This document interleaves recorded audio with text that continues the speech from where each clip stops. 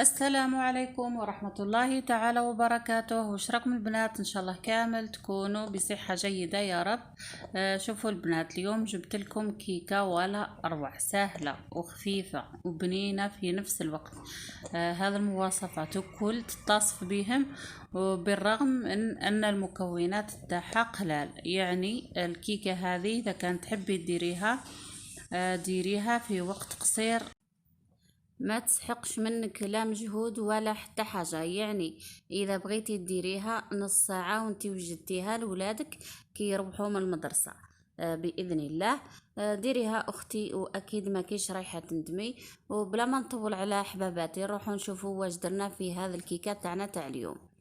عندي زوج بيضات، بما انه المول تاعي انا صغير يعني راح ندير كمية قليلة فقط. شوفي، عندي زوج بيضات وعندي نص كاس سكر، نحركه هكا مليح تاني يذوب لي السكر هذاك مع البيض.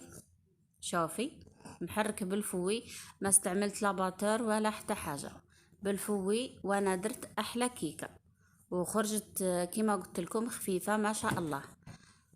شوفي، نحرك مليح تاني يذوب لي السكر هذاك وهكا. ومن بعد نزيدو نفس المقدار تاع الزيت، يعني نص كاس تاع الزيت. شوفي، وهنا راح نزيد نص كاس تاع الزيت، نديرو بالتدريج ونخلط حتى هو مليح هكا. بما انه الكميه قليله انا قسمتها على زوج، يعني درت نص وحركت، ومن بعد زدت شويه وحركت، كملت الكميه اللي بقات لي وحركت بهذه الطريقه. شوفي اختي، ونزيدو نص كاس تاع الحليب، نحرك مليح تاني تلمو ولا يتجانسوا معنا المكونات هذوك. ونزيدو نص مغرف كبيرة تاع الكاكاو. انا الكاكاو كيما قلت لكم دائما نستعمل هذا المر، يعني اللي لونه اسود ما فيش سكر ناعم بزاف. هكا تقدري ديري كمية قليلة ويخرج لك اللون اللي راكي حباته. انا هذه هي وجهة النظر تاعي، وكل وحدة كيما تحبي. اذا عندك الكاكاو هذاك المارون استعمليه عادي. انا هنا في الكيكه راني درت الكاكاو الاسود ومن بعد خلص لي وعاودت شريت كاكاو حلو، يعني كاكاو مارون استعملته في الكلاصاج اللي راح نعته لكم من بعد. وبعد ما خلطت نص مغرفه هذيك تاع الكاكاو نزيدو الفارينه، هذا الكاس الاول تاع الفارينه. شوفي، ودركا كملت الكاس الاول وراح نزيد شويه كعد.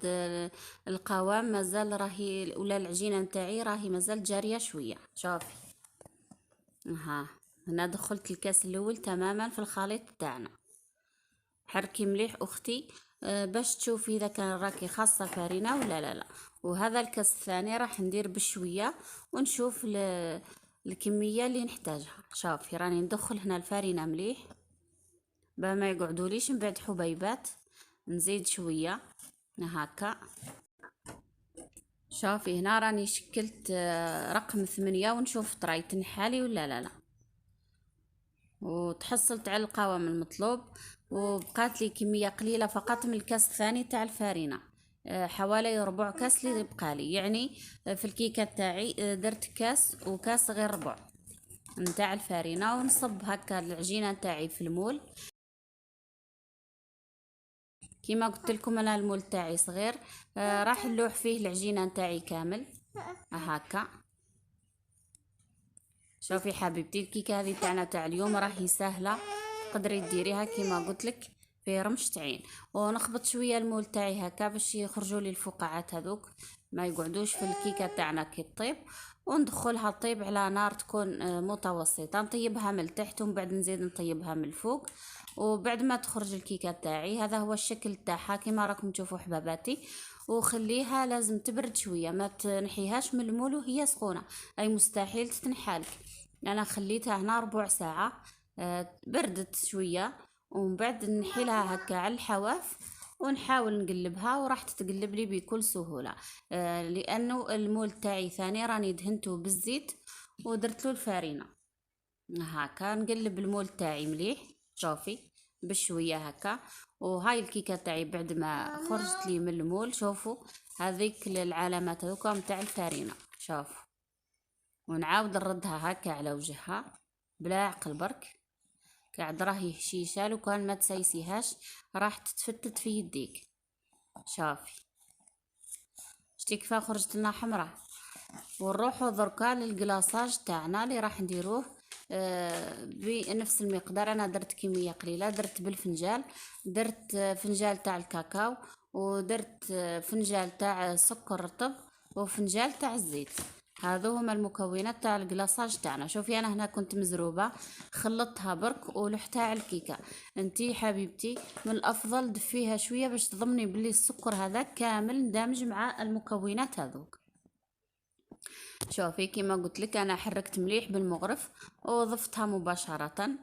كان راعي ليا الحال، مازال ما درتش العشاء نتاعي، وقلت والله غير نكمل نصور الكيكه تاعي البنات بالك تعجبهم ونشوفوا مع بعضنا. شافي وهكاك وخرجت مليحه وبنينه تهبل تهبل. شافي وندير الكلاصاج هذاك تاعنا على الكيكه تاعنا. الكيكه تاعي راني ما شربتهاش قاعد، راهي خفيفه. وانتي حبيبتي اذا كانت تحبي تشربيها ما كان حتى مشكل. اذا كانت تحبي الذوق تاع القهوه ديري قهوه، لازم تكون بارده بصح.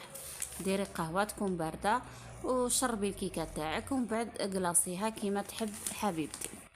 شاف انا هذيك الكميه تاع الفنجال طلعت لي الكيكه تاعي كامل. والتزيين كيما دائما نقولك حبيبتي، كيما يحبوا ولادك ولا اعطيهم الفرصه هما يزينوا لك الكيكه كيما يحبوا. شوفي انا هنا درت عليها شويه كاوكاو كان عندي خشين هكا، درت النص برك والنص خليته كيما كان. وكانت عندي شويه شوكولا بيضه درتها هكا، برشتها بالموس وحطيتها هكا. وكان هذا تزيين بسيط فرحت به ولادي. وان شاء الله حتى انتي تجربي الوصفه تاعي اللي درتها كل يوم حبيبتي، والله ما كي رايحه تندمي، راح تعجب ولادك اكيد اكيد. سيرتو اليامات هذو راح يكونوا عندهم امتحانات، فرحيهم بالكيكه باه يكونوا مرتاحين نفسيا ويقدروا يقراو ويحفظوا. وان شاء الله ربي ينجحهم وينجح ولادنا كامل. واللي وصلت معايا لهذا المرحلة نقولك حبيبتي إذا ما اشتركتيش في القناة تشتركي باه يوصلك كل جديد.